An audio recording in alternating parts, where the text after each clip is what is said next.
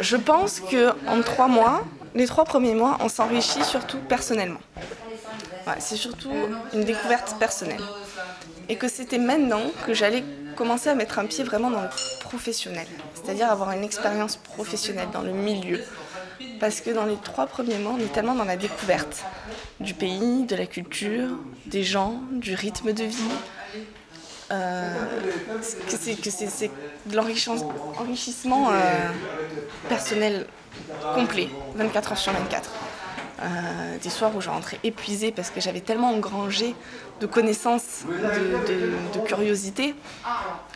C'est surtout ça que je retiens. Voilà. La rencontre avec les gens aussi, que je trouve riche, et que c'est comme ça qu'on peut découvrir un pays, à mon avis, par les gens que l'on rencontre, par ce qu'ils nous racontent, par leur histoire de vie. Professionnellement, j'ai appris beaucoup de choses aussi. Quoi par exemple? Alors ça lie le personnel, mais savoir comment s'adresser à un vis-à-vis, selon qui il est, je pense que professionnellement, ça va beaucoup me servir. Après, la gestion d'une association, la gestion d'un espace culturel, je ne l'ai pas fait, mais j'ai pu l'observer. Et l'observer de l'intérieur, parce que je côtoyais les gens quotidiennement. Donc ça je l'ai appris, je ne l'ai pas appris théoriquement, et je l'ai appris à la mode tunisienne, qui n'est pas exactement le même rythme que le rythme français, je crois. La mode tunisienne, c'est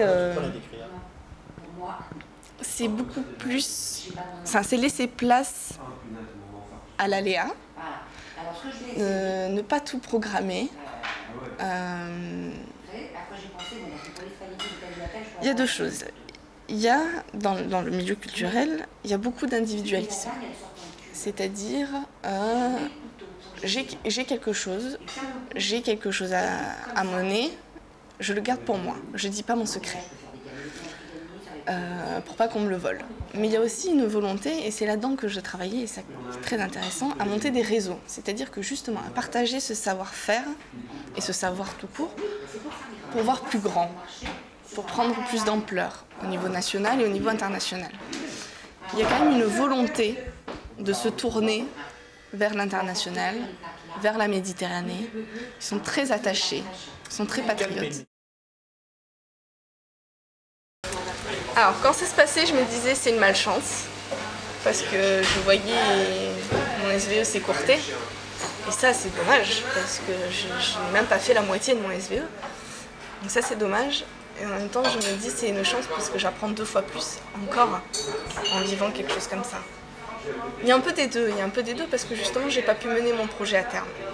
Et ça, c'est très frustrant, de s'investir dans quelque chose qu'on ne finit pas. Voilà. Ou qu'on finit différemment, il y a cette déception-là. J'étais très triste de rentrer. Ça a été un soulagement pour mes proches et pour moi, parce que du coup, c'est très calme, c'est très sécurisé, tout va bien. Mais j'étais vraiment très triste. Et à me demander dans l'avion, est-ce que tu as fait le bon choix? Est-ce que tu devais partir? Est-ce qu'il ne fallait pas rester? Et ces questions-là qui restent encore maintenant. Donc, mais voilà, mais c'est une chance, parce que, outre le fait que oui, j'ai vécu un moment historique, voilà, ça je me le dis pas trop, certes, mais c'est juste parce que je comprends mieux ce qui se passe. J'ai compris comment c'était avant, en 3 mois j'ai quand même eu le temps de le découvrir, et du coup je vais mieux comprendre ce qui se passe après, les rouages. Et du coup je suis pas extérieure à ce qui se passe, je suis vraiment intégrée, j'essaye de comprendre, j'essaye d'analyser. Et donc ça, je trouve que c'est très enrichissant. De comprendre tous les rouages d'une révolution comme ça, je trouve ça très enrichissant. Donc c'est une chance. Tu vas repartir?